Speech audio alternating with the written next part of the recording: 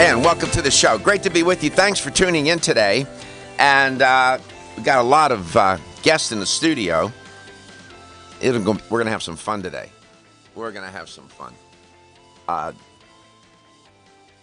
Sometimes I get the opportunity to go and speak to children and talk to them about nutrition and food. And I always enjoy doing that. Because children give you unvarnished, unrehearsed, authentic answers. And what I've learned is that they love to talk about food and nutrition. They're intrigued. You don't have to hype it. I mean, they have a genuine, instinctive interest in it. Well, today I have two beautiful children in the studio with their mom, and we're going to talk to them today. We'll introduce them, and we'll introduce their mom. Her mom's been on the show before, Theresa Depasquale, and her children are just beautiful. And when she was on the first time, I was talking to Theresa about her youngsters, and I'm going to get Theresa to tell you the story about when she grew up and her relationship with food. You can't make it up. And then when I asked her about her children and their relationship with food, I saw an opportunity a teaching opportunity and a learning opportunity to talk about our relationship with food. And we're going to do that today. And we're going to talk to these youngsters and see what's on their mind about food and what they think about it, the nature of their relationship with food. Turns out that, you hear it from one generation to the next, and you'll hear people say in each generation, the most important element of any generation are the children. And that is true. They are the future.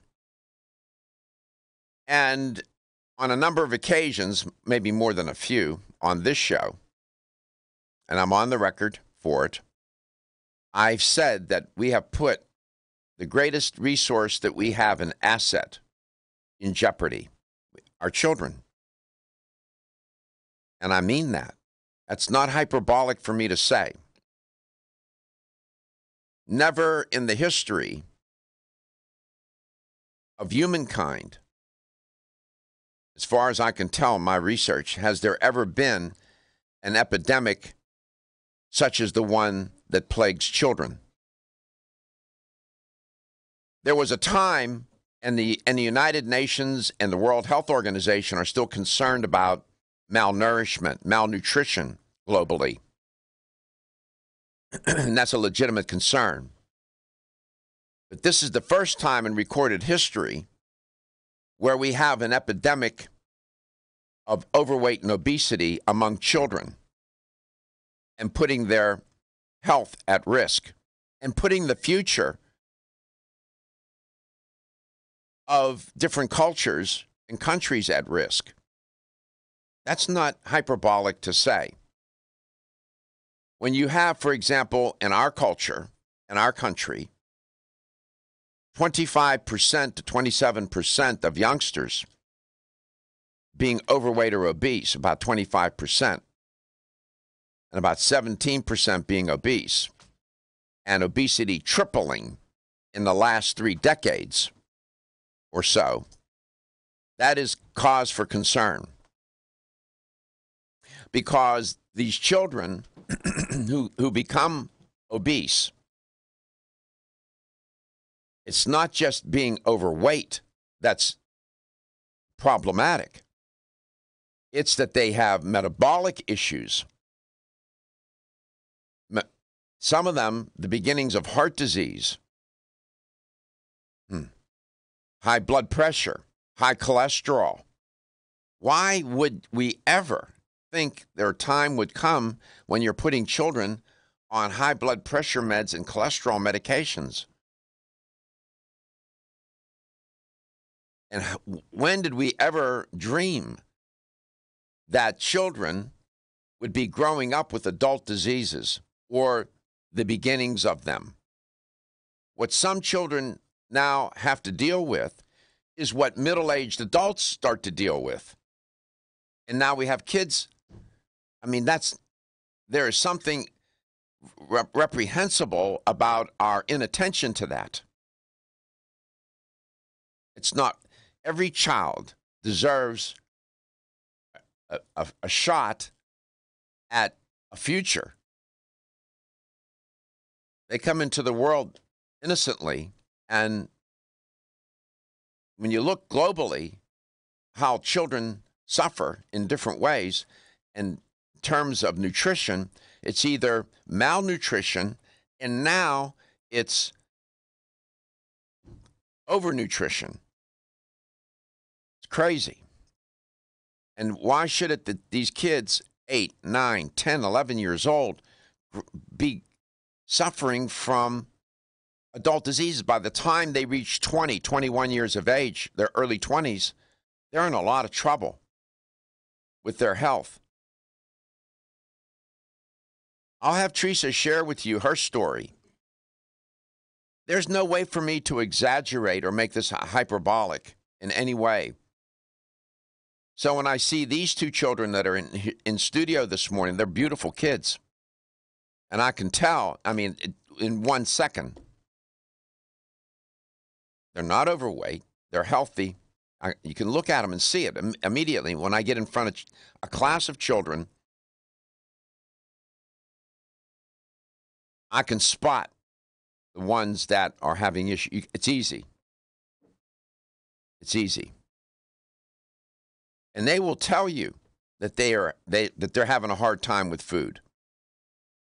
And then when I ask them, say, well, what do you eat for dinner? Where do you eat dinner? Who do you eat dinner with? When I start to ask them those questions, then you start to understand why it is that their relationship with food is so up sideways and upside down. So we'll chat about that, but I'm going to talk with Theresa's children this morning. We'll talk with them, and we always invite you to participate in the conversation. I know this audience for this show is pretty big, and I know for sure that some parents will play the radio in the car when they're taking them to school or wherever, and they have the show on. And we've made appearances, and children will come up and say, oh, I listened to you, Dr. Garko, on the radio. I listened to a health talk show. So they are interested. They are interested. And food is so intriguing, right? Food can be fun for children. And so they have this instinct to want to learn about it.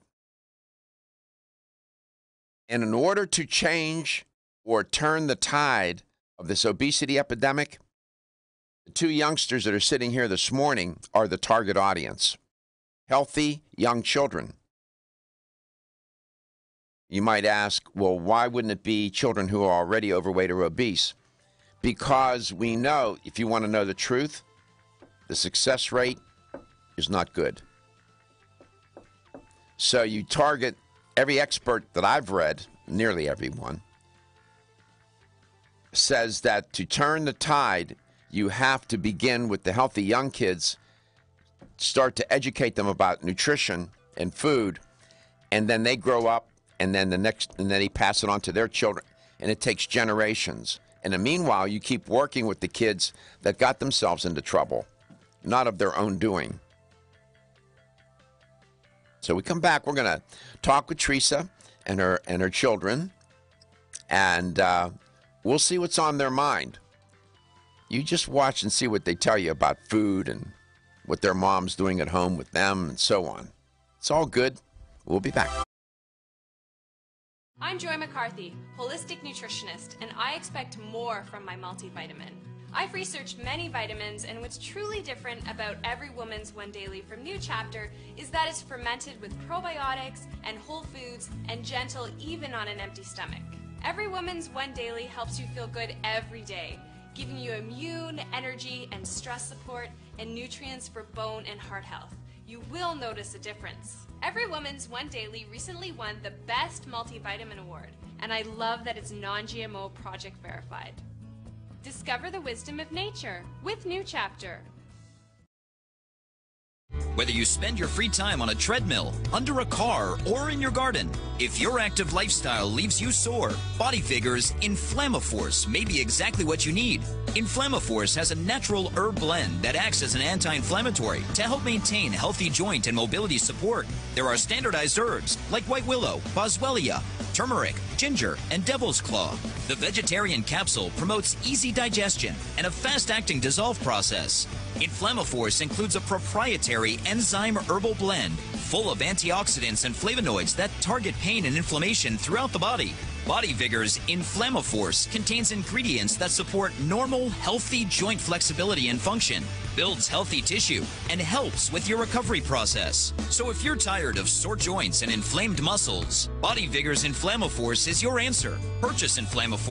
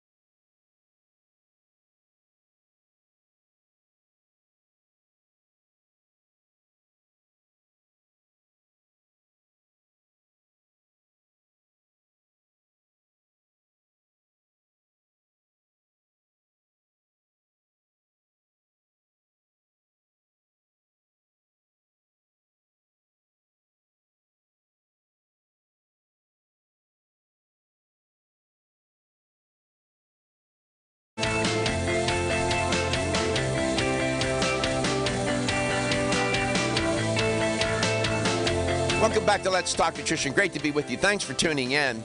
I have Theresa Depasquale with me today, and she brought along, I asked her to, we set this up several weeks ago, Juliana and Vincent. And turns out that Juliana and Vincent are her two children. And I wanted to talk with them today about nutrition and food, and given their mother's background and given what their mom does for a living and all, I thought it would be an interesting conversation. And it gets to a bigger issue, and it gets to the issue of our relationship with food, because it begins early in life. And you often hear me say that it begins in utero. What the mother eats begins to shape and influence the relationship with food once the child is born, even while in utero, already being shaped. So that's the overarching issue here. So, and Theresa has been on the show before. Theresa, welcome back to Let's Talk Nutrition. Great to be with you. Good morning. How are you? Really well, thank you. Good. Excited to be here. Well, we're excited to have you. Thank you for bringing the children in. Of course. And the show is always growing and changing, and we have new audience members. So I think it would be worth a moment to talk a little bit about your background with, as a child, with food. Okay. And I guess we can begin by me asking you, when you were growing up, your mom, what was your mom doing for a living? Right. So I shared my story with you last time that I was here, that I grew up in a fast food household. So when I was a young child, my mom was a manager of Burger King and basically was working 3 jobs to try to raise me. And so I often ate fast food. And throughout my life, she's obviously climbed the ranks, and she worked at different companies. So she started off simply as a salesperson, probably, then became a manager. Yep, absolutely. Burger King? Yep, she worked her way up. She calls it her MBA, her mop bucket attitude. She got her MBA. So she's currently now the president of Steak and Shake Restaurants, which is what I told you. And I think it's just... But she was also with Checkers at one point, Yep, wasn't it? yep, Checkers, Arby's. Yep, she's been with a lot of companies. Was she in the executive ranks in those companies? Checkers, she became a regional manager, so then that's executive, yep. And then with Arby's, she was director of operations, which works under the president, vice president, and then she got promoted from there. So she's had her whole working career has been in the fast food industry. Yes. All right. So now we have that laid out. Yep. That's sort of the context. And when you were growing up, then you were introduced to these fast foods. Oh, absolutely. I mean, that's predominantly what we ate, was fast food. And then if it wasn't fast food at the restaurants. Describe not in detail, but give the audience a sense of how much fast food you were consuming. I mean, at home, even if I was eating at home, it was processed food. Like, she would go to Sam's Club and get things like the taquitos and the waffles and the, stuff that you can make quickly on the go. Because you have to realize, I think, back then, especially before we had internet and access to so much information, people just had no idea. I mean, most people had no idea about health and nutrition, so they didn't know, and so food was food. Food. They didn't understand it. You took the quote right out. You ripped it right out of my mouth. That was, food is not just food. We get that now, yeah. But I think just so many people didn't understand exactly why we were eating. We just ate because we eat, They didn't understand nutrition. At what age... Can you remember the earliest age when you started to eat fast food? From a baby, from an infant. I mean, from what I can remember, obviously, recall so little. Okay. I mean, and then all through adolescence. Oh gosh, yeah. I remember I used to leave high school and go get like the double cheeseburgers at McDonald's and French fries with the big Cokes, and I was a terrible eater. All right. See, and that's how I grew up too, and I think it's different because we're a different generation than Doc is, because Doc ate at home a lot. Yes. And we didn't. Yeah, My mother wouldn't even think about I didn't walk into a restaurant until and had a meal. I'm not kidding now. I'm thinking maybe junior high. Yeah, I bet. I mean, wow. Yeah, I mean, yeah. Honestly, even probably maybe even high school, McDonald's or something like that. Well, I was going to say, even like fast food back then was better than it is now, though, because it was fast food, but it wasn't quite as processed as it is today. Today, we have so many artificial chemicals and flavorings and sweeteners, and the list goes on. I get it. Yeah. So you make your way through adolescence, your teenage years, and you're about 20 years old or so. What happens here then? So basically, I did athletics, thankfully, that, controlled my ADD, I probably would have ended up in jail. So I made it through high school and started basically kind of went into drinking a lot in my 20s, started gaining weight, started getting really sick. I was smoking cigarettes at that point too, which was terrible as a teen, and just everything that you can imagine that was unhealthy, I did it. So your diet and lifestyle was horrible, except for your exercising. Well, at this point, I stopped. My whole life as a child, I exercised. I was a gymnast, so that, thankfully, I did something right. But, yeah, and then when I got to my early 20s, I started drinking, and it was just kind of like one of those slippery slopes, and I ended up just really, really sick one day. I'll never forget it. Really bad. I would always get, like, reoccurring sinus infections, had ADD, was taking ADD medication, just allergies, you name it. Just felt like crap, brain fog, couldn't think.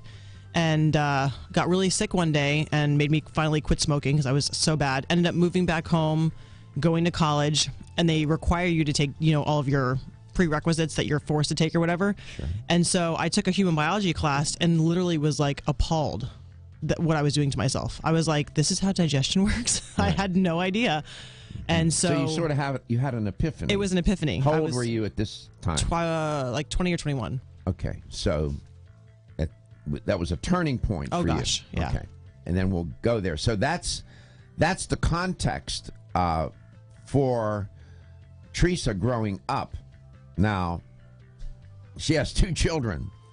That's not how they're growing up. We come back, we're going to talk to Vincent and Juliana. The perfect complement to your beauty regimen? Try Form Essentials Zinnia. The finest of its kind, Zinnia offers twice as much biotin as other formulas, which has proven to unlock the vibrancy in even the dullest of hair, skin, and nails. Zinnia breaks through and rejuvenates cells internally, helping you achieve the allure of effortless beauty. Reviving your hair, skin, and nails has never been easier. This essential blend of biotin, alpha-lipoic, and hyaluronic acid, collagen, and vitamin C creates lasting enhancements to your natural good looks. Don't go on wondering. You're worth the results. This combination of ingredients can only be found in Zinnia. Pamper yourself with a proven bit of affordable luxury and start looking your best. Ask for Zinnia by name at your nearest vitamin retailer to begin your journey to restored nails, head-turning hair, and radiant skin today. For more information, visit formessentials.com. When your alarm goes off, do you jump out of bed with excitement? Or does it take multiple alarms, a few snooze buttons, or a morning caffeine fix to get you going? These habits and daily stress cause a vicious cycle in which sleep becomes increasingly elusive. In fact, 54% of Americans report struggles to fall or stay asleep. For a better night's rest, look no further than Solace, an all-natural dietary supplement that supports healthy sleep and relaxation, so you get the rest you need to wake up clear-eyed, alert, and ready for the day. Solace has given thousands a better night's rest and the power to take back their mornings while enjoying the day ahead of them. Solace is formulated with non-addictive, scientifically proven, all-natural ingredients that support sleep and relaxation, such as melatonin, tryptophan, and 5-HTP. For more information or to order Solace, visit takesolace.com. Solace for healthy sleep naturally.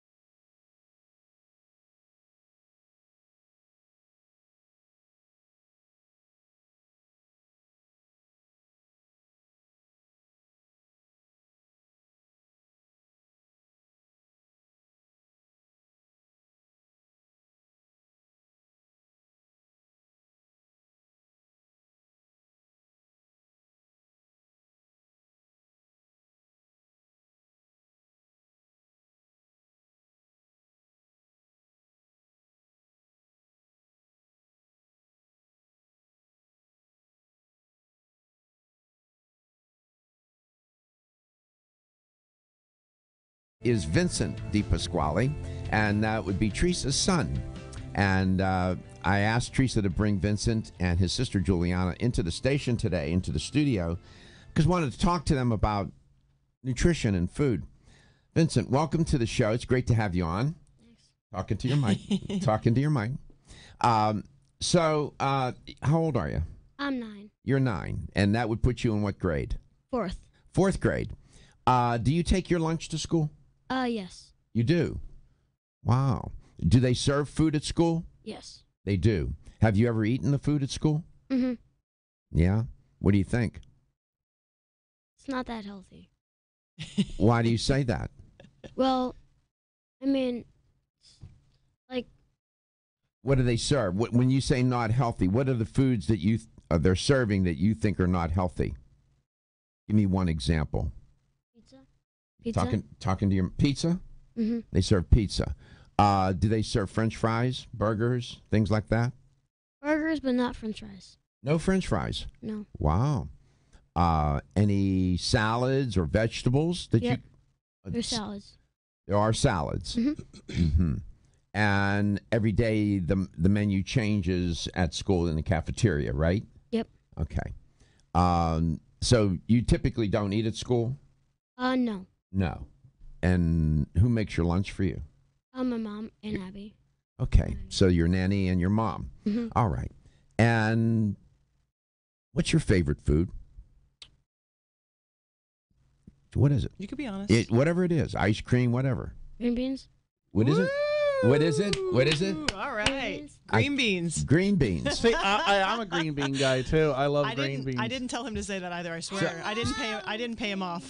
So how does your mom prepare the green beans? You have to really talk into your mic and you have to talk Loud. How does your mom prepare the green beans? She sautés them. She sautés them in what? Olive oil? Olive oil and garlic. Olive oil and garlic. And you like green beans. What else do you like? What other vegetables or what do you like to eat? What are some of your foods that you like when mom serves them? Green beans, what? Steak. Steak. Okay, what else? What other? Broccoli. Broccoli. Oh, you like how does your mom prepare the broccoli? Same way. Same way. Mm-hmm. Yeah. Okay. Do you eat cauliflower? Yeah. Mm-hmm. Okay. Do you eat do you eat Brussels sprouts? They love Brussels sprouts. No way. I swear. Are Okay, you sick? I was 43 before I decided to like Brussels sprouts. How do They you, love it. Teresa, how do you prepare Brussels sprouts? We to get actually these young- have a recipe that we make with bacon and Brussels sprouts and red onions and garlic, and they go crazy. Go crazy. They love it. All Yeah. right. So, how many times a week do you eat meat? Would you say you eat meat every day? You know, fish, chicken, steak. You eat meat every day. Usually once a day. Not Yeah. once a day. Yeah, when's like once a when's day. the last time your mom took you to a fast food place? Never. Never. Don't talk to me. Nope. Talk to the mic. She's never. Have you ever been in a McDonald's? Nope. No. Have you ever been in a Burger King? Mm-mm.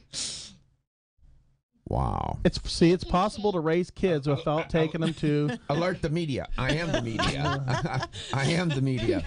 I found a 9-year-old boy who's never been in a McDonald's. We need to put him in a museum because he's the only one. Unbelievable. Wow, that's incredible. Do you like ice cream? Oh, yeah. You do. Do you like yogurt? Does your mom get you some yogurt? Grass-fed. Grass-fed yogurt. Okay. Okay, so I'm sitting here and I'm just amazed because we have an 11-year-old at our house, and for him to be able to tell the difference between what the food is as opposed to somebody eats, Burger King almost every day or whatever is just I'm just astonished by it. Not only am I astonished by it, it takes me back as the society that it is possible to raise a child that to be healthy. Mother and father. Now, let me ask you something, Vincent. Do your friends eat broccoli, green beans, cauliflower, and all these foods that your mom make? Do they typically eat those foods, if you know? Not always, but sometimes. Sometimes. Has anybody ever made fun of you for eating those foods? Nope. No. Mm-mm. When you take your lunch to school, do the other kids look to see what you're eating and whatnot, or no? Because sometimes kids will take their lunch to school and their mom prepares it, and it's very different from what these kids typically see. They don't apple and nice. Definitely. Right. Okay. So then they say, well, gee, what is that? And do you know that there are children that live in these very big cities, and they live in what's called food deserts. And a food desert is a place where there are no grocery stores, there are no supermarkets. They're typically neighborhoods that all fast food and convenience stores. And when they give children these little tests, they give them pictures to identify what it is, what vegetable is it, what fruit is it. Oftentimes they can't because they've never seen broccoli, let alone eat it. Sad. It really is. So this happens. Fortunately for you, your mom is introducing you to food in a different way in your relationship. It's interesting to talk about it that way, your relationship with food, right? Yeah. Do they talk to you at school? Do they talk about nutrition at school in classes or anything like that? No. No. Do you have gym class? Yes. How often? Once a week? 3 days a week. Oh, 3 days a week. They go to private school. Exactly. For that reason. For how long? How long is the gym class? 30 minutes. 30 minutes. And is it mixed boys and girls together play out? Do you all play? Is it organized? Does he have a coach or somebody out there telling you what to do and this and that? We have 2 coaches. Okay. So do the boys and the girls play together? Yeah. Okay. And that's 3 times a week? Yes. 30 minutes. Mm-hmm. Do you have a health class at school? No. No health class. So my point in asking him, Vincent, these questions is that, in my opinion, this is the time, this is the age where you have classes devoted to nutrition, to food, and to lifestyle, and you start to educate them about food. They would love to learn about herbs and spices, the stories that you can tell, the history and the history of food and different cultures, and introduce them to different foods. You would like to learn about that, I think. Yeah, definitely. Yeah, how do they eat in Asia? How do they eat in Europe? How do they eat in Africa? How are the foods different? His school does a little bit of that. Tell him about the Use your Is this mic. on? Okay. Yeah. His school actually, he goes to an IB school, International Baccalaureate, so they're very big with culture, and they do. They just did a big international festival, and they do discuss the different cultures and what they eat. However, it's not necessarily Really in depth. in depth as far as like health. Do you understand what I mean? We come back, we'll talk some more. Whether you spend your free time on a treadmill, under a car, or in your garden, if your active lifestyle leaves you sore, Body Vigor's Inflammaforce may be exactly what you need. Inflammaforce has a natural herb blend that acts as an anti-inflammatory to help maintain healthy joint and mobility support. There are standardized herbs like white willow, boswellia, turmeric, ginger, and devil's claw. The vegetarian capsule promotes easy digestion and a fast-acting dissolve process. Inflammaforce includes a proprietary enzyme herbal blend full of antioxidants and flavonoids that target pain and inflammation throughout the body. Body Vigor's Inflammaforce contains ingredients that support normal, healthy joint flexibility and function, builds healthy tissue, and helps with your recovery process. So if you're tired of sore joints and inflamed muscles, Body Vigor's Inflammaforce is your answer. Purchase Inflammaforce exclusively on Amazon.com.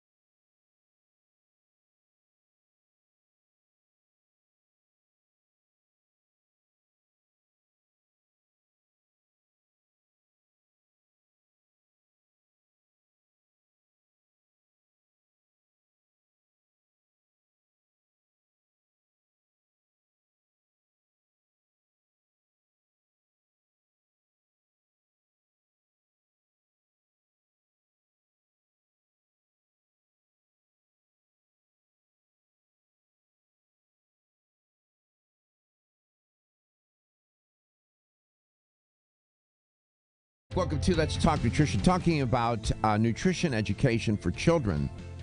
And I'm trying to get a handle on the statistics nationwide. I don't know if Gary can help me. I was looking on public schools and how many have nutrition education in the curriculum in grade school up through, high school, whatever.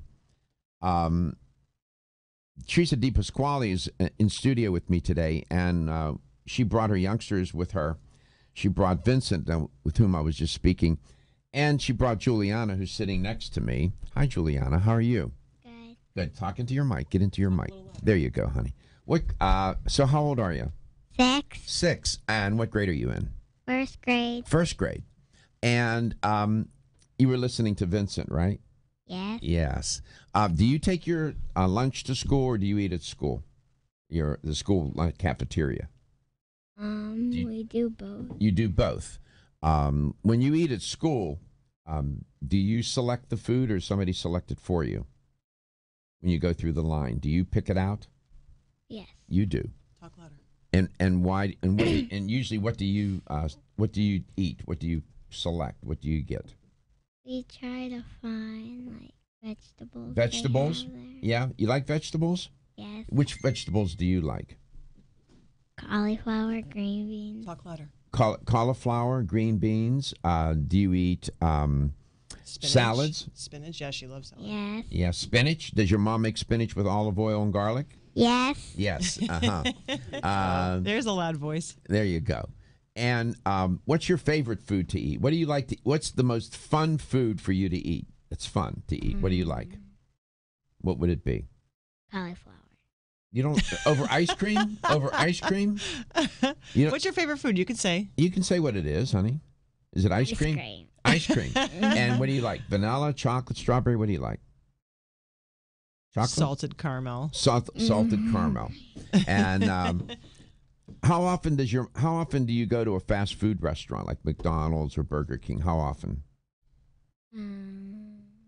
Never. Never. Have you ever been in McDonald's? No. You've never been. You're 6. No. You're 6 years old. Have you ever been in any fast food?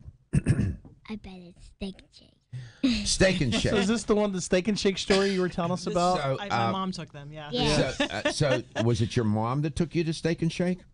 No. No. My It was your mom. grandmother. Was it your grandmother?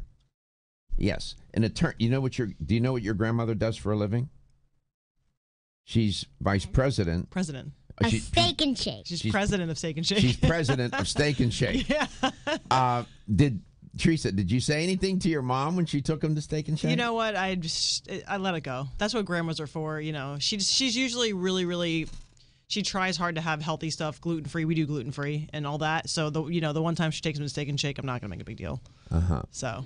And they haven't forgotten it. Mm-hmm. They tell me about it all the time.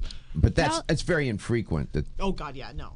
It was like on a road trip. Yeah, that was on a road trip from St. Louis. Yeah. Yeah, Okay, we so drove from St. Louis all the way to Florida. Okay, so On the along the way, Grandma took you into Steak and Shake. Yeah. Yes. Do you have recess at school? Yes. And like a gym class. How many times a week do you do that? 3 days. 3 days a week. Yes. Mm-hmm. And you play outside? Yes. You do. When you come home from school, what do you do? Typically. We put our backpacks away. You put your okay, so you put your backpacks away. Then what do you do? Do you do homework? Yes. Okay. Do you go outside and play? No, Go because we're what do you do after We school live- most days? Wait, what? Where do we go after school most days? Where do you go? What does your mom take? Cheerleading. Cheerleading. She does competitive cheerleading. You have to talk into your mic. She does competitive cheerleading and dance. Okay. And Vincent does drums, so we're always going. When we go on break, when I come back, I'm going to show Vincent something. Cool. So you're physically active. Yeah. Do the kids have Yeah. some physical activity every day? Yes. We longboard also. So and we run the Okay, river yeah. walk. Who's the one that skateboard? I see you skateboard all the time. You two too, We right? both Yeah. skateboard all the We time. both She just learned skateboard. too how to Yeah. longboard. So Yeah. we're always active. So Always. and Vincent, does he belong to any like judo, karate or He does anything? soccer here and there, but we're waiting. He's going to do competitive soccer next year, so we're getting him. But he likes soccer. Yeah. Okay, so the kids are physically active. Oh, gosh, yeah. Vincent, I'm going to ask you, you have to talk into your mic. How many hours a week do you play video games? Do you play video games? I do, but like Video games now. video games, like barely. But iPad only on the weekends. Only on the weekends. Okay, so have the children? You need to talk to your mic. Have the children put any pressure or demand on you and fuss about, Mom?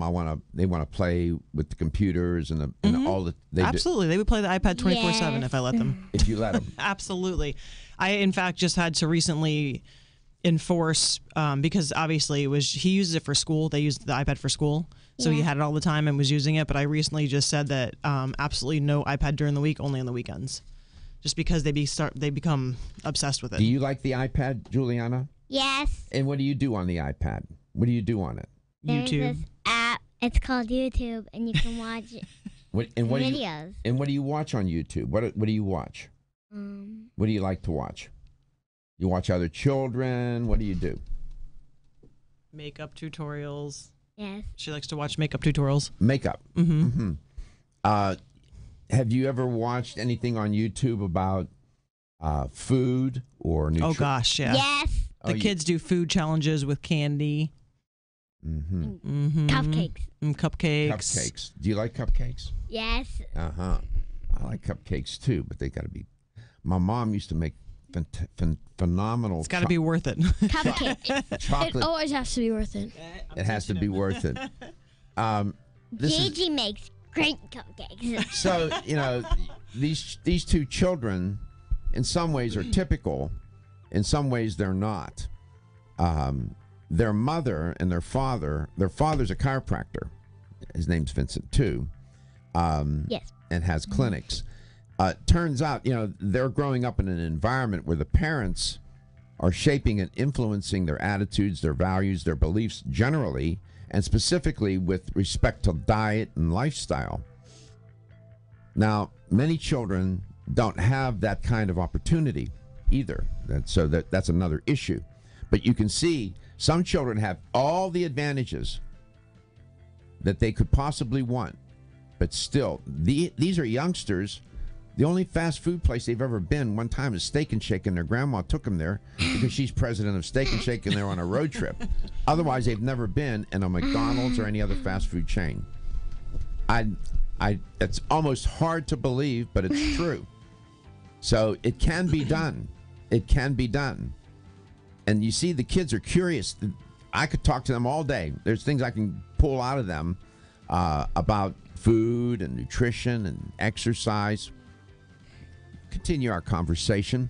Children's nutrition and nutrition education for children. It's a primary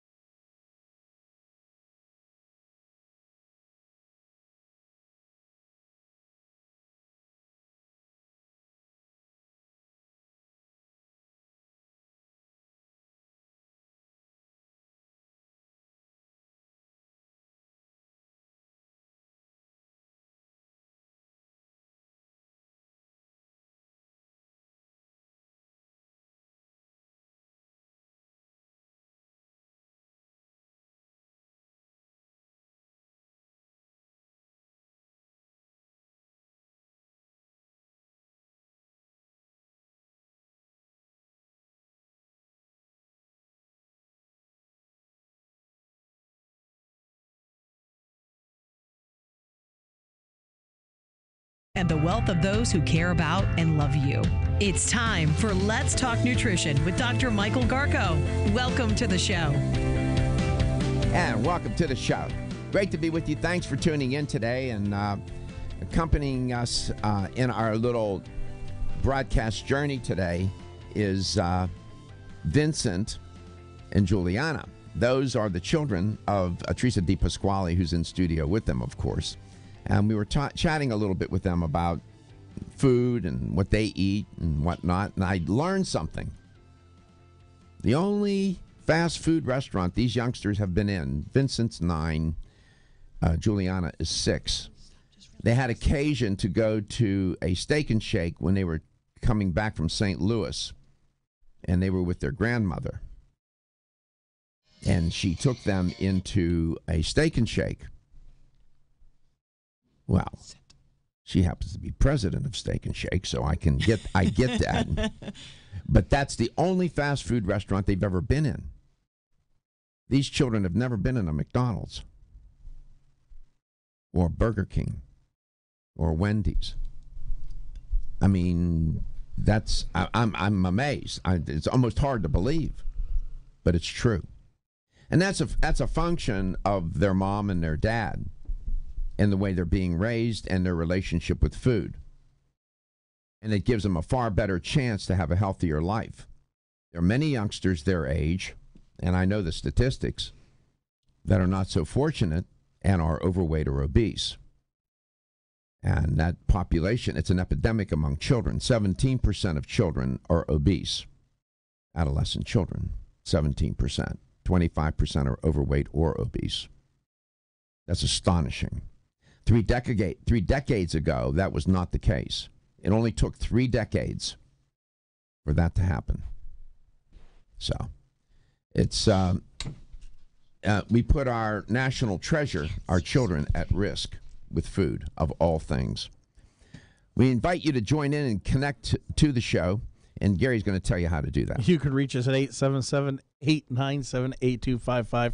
That's 877-897-8255. If you're anywhere in the world listening to us at 813-636-8255. Follow us on Instagram at LTN Radio and Let's Talk Nutrition, one word, on Facebook. Doc, I have a question. Sure. Okay. And it goes to Theresa. Exercise. When did you start the kids doing exercise? How young? Your mic, you have to get Children are, monkey see, monkey do. So they've seen me. I owned gyms when I was pregnant with her, and I trained clients with her for the first 8 years of her life, wrapped in a papoose around my body. So they've grown up around me exercising. Mm-hmm. So they started really young. In fact, I just had a memory come up on Facebook of them when they were like 2. We were doing a home workout and they were doing burpees. And so, I mean, they've just been around it their whole life. So it's normal for them. Mm-hmm. So, right. I mean, I didn't really make them work out. It's just something that came naturally based on what we do for a living. Because I see a lot of your videos and I see them with you in the videos and stuff. And I think it's interesting that they want to do it. It's fun. Oh, yeah. It's fun. Well, so this is the thing, though, is I don't force them to do it. Right. I teach them. And the biggest thing with healthy eating and exercise with children is educating them as to why it's important. And so I don't force them to do it. I really try to teach them. Kids are a lot smarter than people think they are. And if you talk to them like an adult and explain things, they get it. And so if you make them understand why we need to exercise and why we need to eat healthy, they'll do it. And so they're excited to do it and they're happy because they don't want to get sick. Do you know, you've been to their school. What do you think, what percentage, now, I know they're in a private school, so that's not necessarily reflective of the national average. What would you say? Do you see many overweight or obese children at the school? Not a lot. I think compared to conventional, traditional public schools, yeah. I mean, I've definitely seen a few overweight kids, but the ratio is very small. Compared, yeah.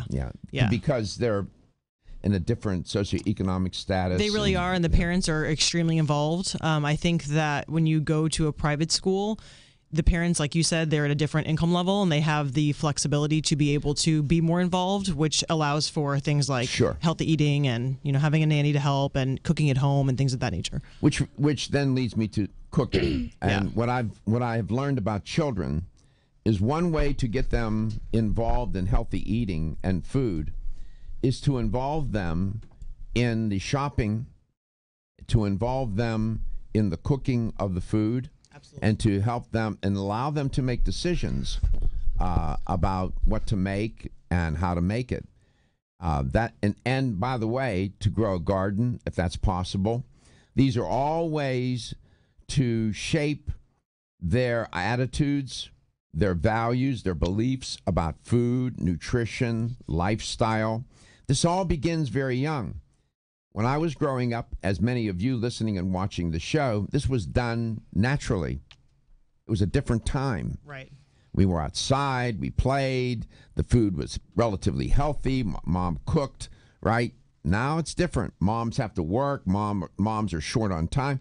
Like Theresa, you shared that story. Your mom was, when you were growing up, she was trying to raise you. Yeah. And I mean, she was working 3 jobs to raise us, so I was just trying to make ends meet to get by. Right. Absolutely. So she grew up with fast food. Her mother worked in the fast food industry her whole life, and consequently, Theresa's health was in a dumpster fire. By the time she was 20, she was in a lot of trouble with her health, and then changed. But realizing it to change is one thing, though. You still have people that go to the doctor, and doctors tell them you need to change your lifestyle, and it's like whacking them in the head, like playing whack-a-mole with them. Well, but you see, Gary, I've said a million times on this show, and I'll say it again. Telling people why they need to do something is fine and dandy, but that's not the most persuasive argument. The most persuasive argument to make is how to do it. And oftentimes the doctors don't have the time, or they don't even bring it up. I was going to say, I don't think, honestly, most doctors even bring it up. No. Yeah.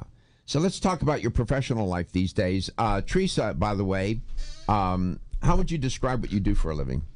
International fitness expert, author. I have an online fitness business. I coach women all over the world to get them healthy and in better shape. Let's talk about that. Mm-hmm. Women wanting to get healthy. Who usually reaches out to you? I have clients that are obese, and then I have clients who want to do fitness competitions. So I really have kind of anybody who's really looking to just get healthy and take their fitness to the next level. Yeah. So I'm very health oriented. So I'm consider myself not just like a fitness coach.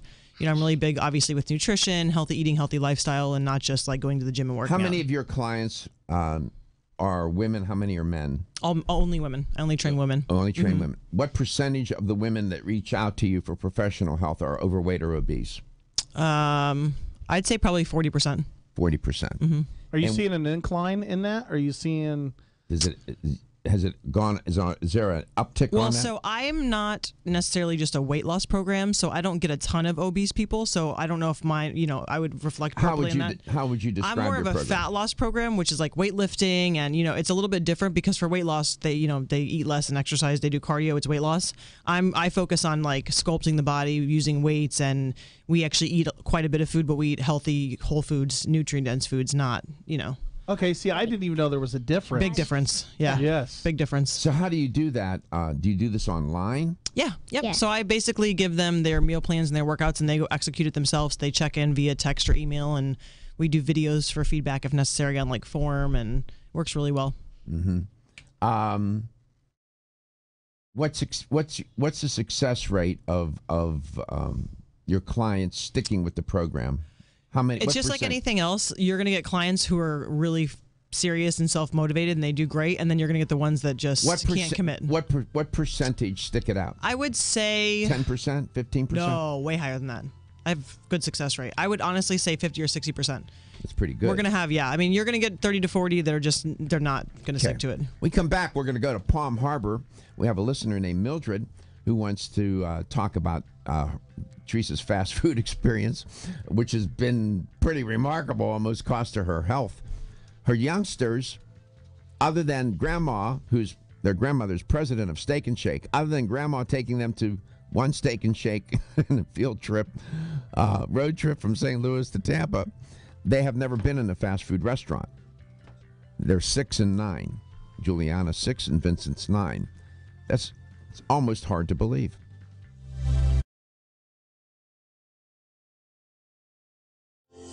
Almost 52% of men experience erectile dysfunction and benign prostatic hyperplasia. If you've had challenges with virility, sexual health, or low energy, Body Vigor's Alpha Extension may be the answer for you. Body Vigor's Alpha Extension can help revitalize your alpha male and extend your love. Our formula is one of the highest quality nutraceuticals available, formulated to support the processes involved in promoting a healthy male sex drive, energy, and stamina. Alpha Extension has 2 powerful herbal blends, Virilla Max, which focuses on male sexual health, and T-Pump Activator, which helps balance your testosterone levels. Revitalize your alpha male with Body Vigor's Alpha Extension, exclusively available on Amazon.com.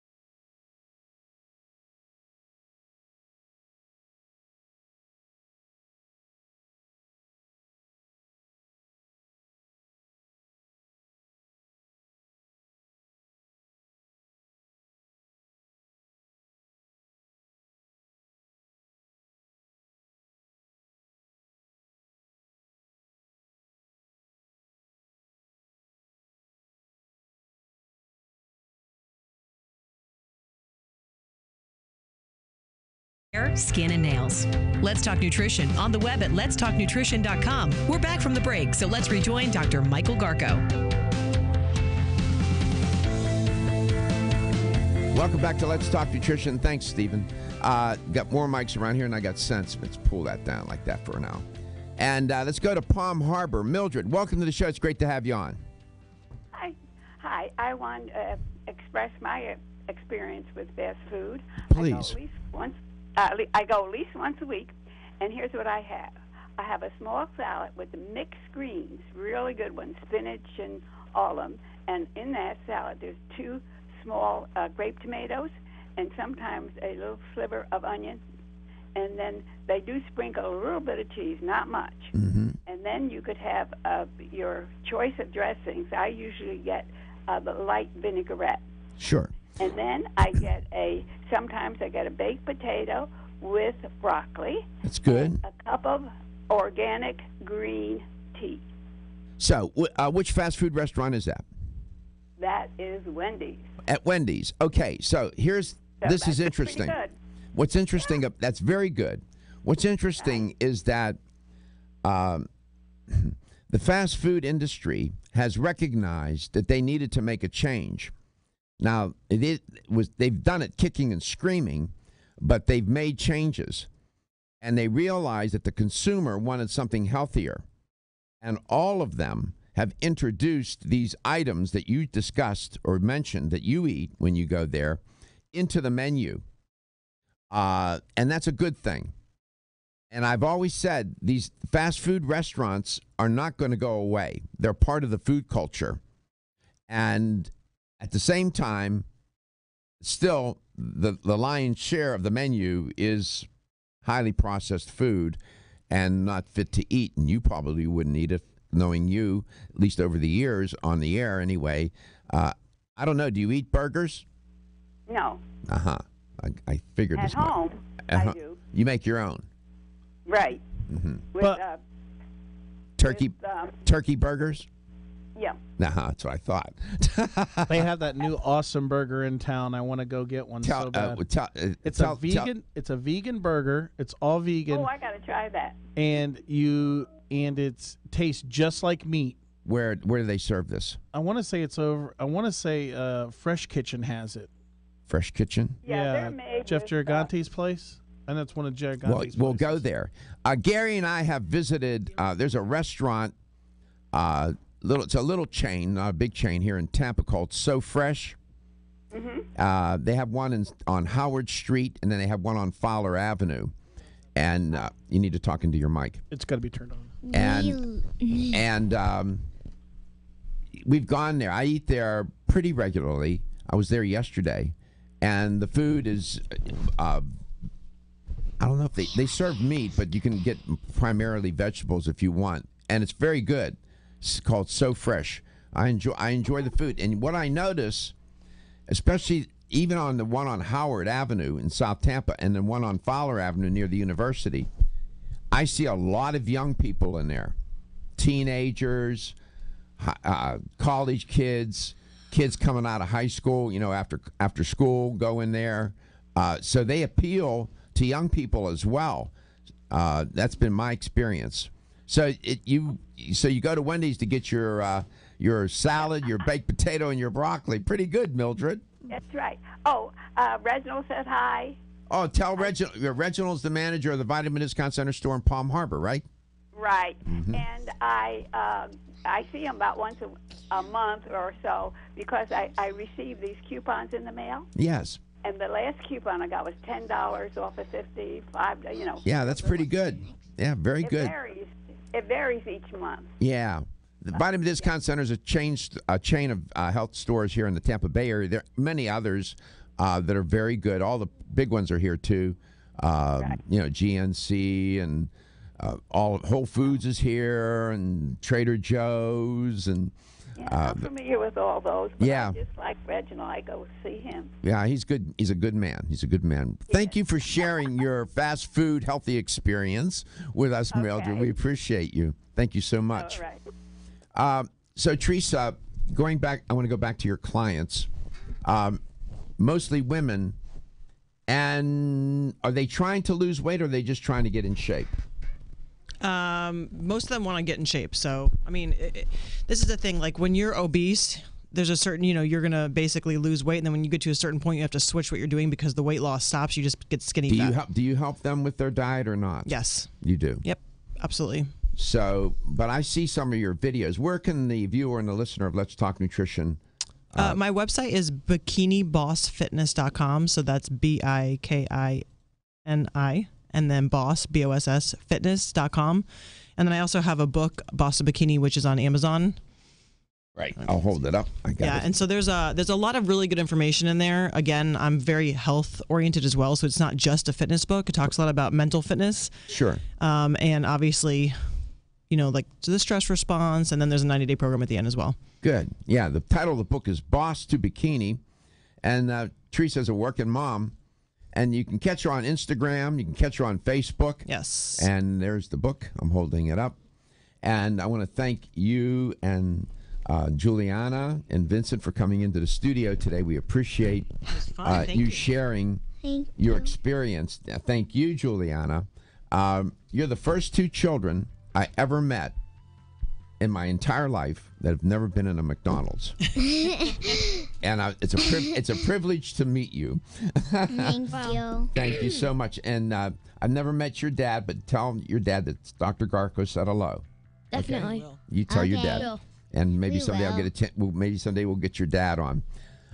Theresa, thank you so much. Yeah, thanks so much for having us. I know it's a handful to get them here and whatnot. We appreciate it. Was it. awesome. They were excited. It was great. Thank you.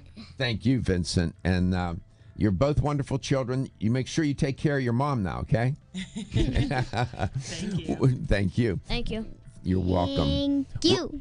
Someday maybe I can come to your school and talk about nutrition. You never know. We'll be back. We'll explore some other issues that are trending in the news. You are listening to Let's Talk Nutrition, coast to coast and globally.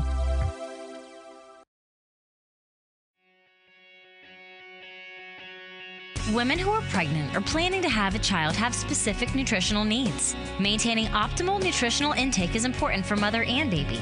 Body Vigor's Preferred Prenatal can help mother and baby receive the appropriate building blocks for growth, development, and healthy function. The Preferred Prenatal formula provides essential vitamins and minerals, along with added support ingredients such as folic acid and DHA. Preferred Prenatal also incorporates a bonus herbal blend to help the mom-to-be with the uncomfortable side effects of pregnancy, like nausea, vomiting, mood swings, and uterine health.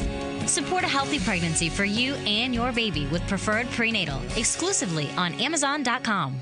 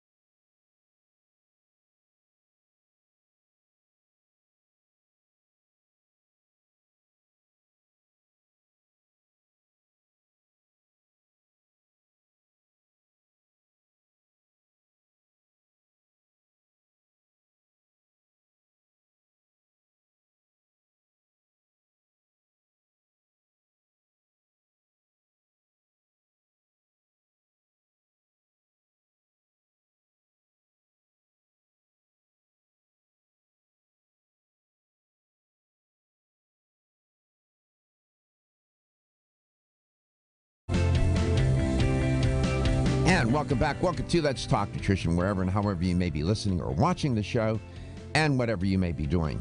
I want to thank Theresa Depasquale and her two children, Juliana and Vincent, for coming into the studio today. It's interesting to see those two children are the exception and not the rule. Typically, they're really exceptional. I mean, they haven't been in a fast food restaurant but one time in a Steak and Shake that their grandmother took them to on a road trip coming back from St. Louis, and she took them in there because she's president of Steak and Shake. But they have never eaten a burger, a Big Mac or anything like that, ever. That's my goodness, alert the media. And I said, I am the media. I've been alerted. That's pretty remarkable, Gary. It's amazing, actually. But it's being able to control your child and say no and doing what's right for them and being the parent. And you have to be the parent sometime. You can't be their friend. You can't be their buddy. And you got to tell them what's right for them. And like she said, if you're the parent and you tell them no and they don't like it and then you feel bad because you hurt their feelings, then you're not doing anything healthy for them. Right. Well, Teresa's right in what she said. I try not to force them. And that's a good idea because then you'll get compliance as long as you're around. The minute you step away, they'll become non-compliant. And when you try to force a youngster to do and live and eat and live in a healthy way. And this begins early in life. We all know that. And I'm just a little sideways with nutrition education programs in the public schools. I think there needs to be more of a presence and effort to teach children about nutrition and food, teach them how to grow food, a garden, how to cook, all of those things. One of the raps on millennials is they don't know how to do that kind of stuff. They can't fix things. They don't know how to do things. I was listening to a report on this the other day.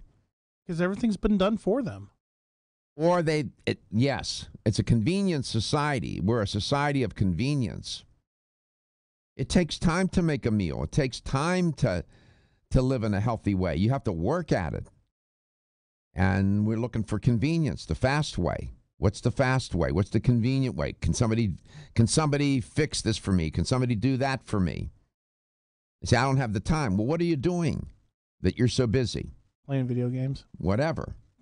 Right? Whatever. Connect. Here's how to do that. You can reach us at 877-897-8255. That's 877-897-8255. Or on Facebook at Let's Talk Nutrition and on Instagram at Let's Talk Nutrition. Don't forget Dr. Garko's personal email is drgarko@letstalknutrition.com. People reach out to me. I had some calls yesterday, people asking questions. I'll answer, they'll call. They call the office. I don't know how they find the office number, but they find it, leave messages, and then the office calls me and tells me, and then I call. But you can always send me an email. I'll respond. And if I don't have the answer, I can direct you to somebody who will have the answer. There was a story that was about a story that appeared on Medical News today entitled, Could Inflammation in Midlife Predict Dementia? Now, inflammation is one of those themes that keeps weaving in and out of the fabric of the narrative on this show. It comes up all the time by the guests, by me, by callers. It is an ever overarching, pervasive theme. And this caught my attention because correlating inflammation as a predictor for dementia in midlife. This is a newly published piece of research, and they report that it concludes that inflammation in the 40s and 50s when people are 40 or in their 40s or 50s could be connected with an increased brain shrinkage decades later.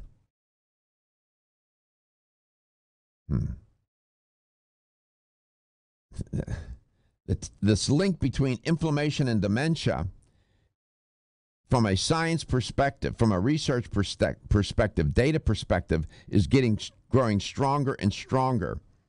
Each year, we're learning more. Now, we are living longer. We're having a larger sector of the population being elderly because we can keep people alive. That has been a blessing and it has been a curse, both for the individual and both for the medical system and society. It's a good thing to keep people alive longer, but we have to figure out how we can do that so that they can have better quality of life. Most people I talk to and that call this show and are reported in studies say, yeah, I want to live longer, but I don't want to live in misery. That's obvious. Where they're not able to walk, they're not in, their memory is they they're in pain, their quality of life is not good, and they get by every day with medications, and they suffer. They're suffering, and they're housed in some nursing home somewhere. That's not the way I would want to live, and I don't think that's the way you want to live either. So this one little issue, it's not so little, this business about inflammation is critical as we age. In midlife, you start to have predictors of what's going to happen later in life. Inflammation is one of them. So what they found here is innate. You can measure your rate or level of inflammation. We have all kinds of tests to do that. And if you have a progressive physician, someone who's dialed in and was willing to do those blood tests and take the time, you need to, if you don't have one, you need to find one. My doctor, I have 2 or 3. Well, I have more than that, 4, 2. I have about 6 or 7 right now, given the circumstances of my life. And nearly all of them, to a person, is sensitive to, dialed into, and interested in these kinds of issues and doing things for their patients to help them with it. So when we come back, I'll talk to you about inflammation as a risk factor for dementia. And we'll see how that link happens, and I'll have the LTN health question of the day. Are your joints feeling out of date and stiff? Is that old sports injury flaring up? Is your body aching from the daily wear and tear at work? Body Vigor's Joint Ready keeps you at the ready for any joint pain that gets out of line. Unfortunately, as we age, joint pain becomes more common. Body Vigor's Joint Ready can help provide relief so you can continue to go about your day. Our formula contains sulfated forms of glucosamine and chondroitin. Studies show that these sulfated forms are more effective than regular glucosamine bound to hydrochloride. Joint Ready promotes a healthy inflammatory response, facilitates cartilage synthesis, and provides additional antioxidants. Keep your joints at the ready with Body Vigor's Joint Ready, exclusively on Amazon.com.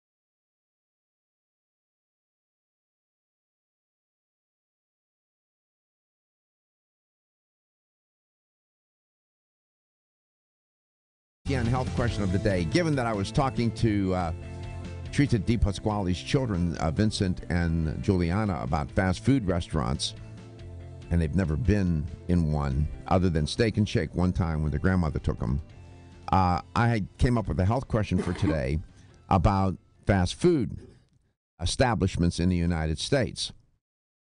How many establishments in the United States fast food industry? And I have a current number for 2018. I have a projection. How many establishments in the U.S. fast food industry? Is it 150,000, 250,000, or 350,000? How many establishments in the United States are considered, fast food constitute the fast food industry for 2018? This projection is 150, 250, or 350,000. Here's the number to call. 877-897-8255. That's 877-897-8255. I'll give you a hint. Back in 2004, there were 200,000. Back in 2004. That should help you. This business about inflammation and Alzheimer's, we know that inflammation is linked to cardiovascular disease, cancer, diabetes. It's even associated with certain psychological disorders, like depression, for example. Now they're making a connection between inflammation and dementia and using inflammation in midlife, the level of it, as a predictor for dementia in the future. And previous research has established that link between inflammation in midlife and dementia. One study it's called the Honolulu Asia Aging Study. That's a pretty good study. Here's what they say. Quote, their data. These data support the view that inflammatory markers may reflect not only peripheral disease, but also cerebral, brain, cerebral disease mechanisms related to dementia, and that these processes are measurable long before clinical symptoms appear, close quote. My goodness, if there is even one scintilla of truth in that, one, we could prevent someone from suffering from dementia if we can get a measure on their inflammation, cerebral inflammation in midlife. Why wait until the building is on fire? We don't have to do that. That's why. And dementia is dreadful disease. It's dreadful. It takes dignity away from the person. It's horrible. Let's go to Peoria. Pam's in Peoria. And welcome to the show, Pam. It's great to have you on today. Oh, good morning. So I'm going to give you a hint. It's somewhere in the middle. Okay. Back in 2004, there were about, roughly 200,000 fast food establishments in the United States. For 2018, what are they projecting? 250,000 or 350,000? Remember, I said it's somewhere in the middle. Yeah, the 250,000. Yeah, that's right. 247, 191, I rounded it up. So that's a lot of fast food establishments in that industry, and they're at every bend and turn. I thought it would even be more than that. I thought possibly too, for sure. Yeah. Where you live in Peoria, that's Midwest. I'm sure you have your share of fast food industry established. All around us. All around you. Everywhere, yes. Yeah. You bet. There are plenty of cornfields, but there's plenty of fast food restaurants to go along with it, too. Yeah. And I will say your subject today touches my heart. Why is that? To Alzheimer's. My mom passed away from it, and she was in a nursing home for 4 years, and it was one of the saddest things I've ever been through in my life, and she's one that really took really good care of herself, and it's difficult. It's difficult for the caregiver, yes, to watch that happen, right? Oh, absolutely, absolutely. It's so devastating. Oh, I don't think people have a clue till they go through it how devastating it truly. And everyone experiences different levels of it, and depending on their health status going in, and it's a wake up call. I think people need to look at it differently. I don't know what. I think inflammation is huge, though. So yeah, the inflammation is a marker apparently, and we can measure it. We can do this at midlife, and especially with cerebral or brain inflammation. And if it's relatively high at midlife, then it's a predictor for dementia later on. So if we know that, then we can start to do something about it before it really sets in. So they're trying to figure this puzzle out.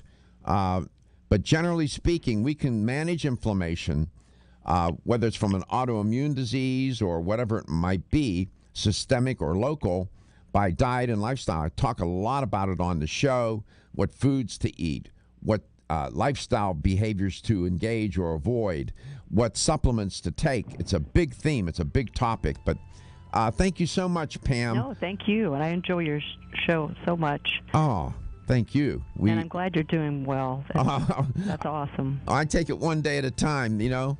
It's a gift, right? Yes, it is a gift. Absolutely. And, you know, you learn. I was telling somebody yesterday, whether you want to or not, you become reinvented, if you will, after a serious illness. You change, and rightfully so, right? Yes, absolutely. You changed because of your mom. Oh, for sure, for sure. You know, so even in her illness, she still gave you a gift. Yeah, that's true. That's true. Very true. Yeah. Well, thank you for sharing that very personal account. I appreciate that. Thank you. It's meaningful to the audience. Yes.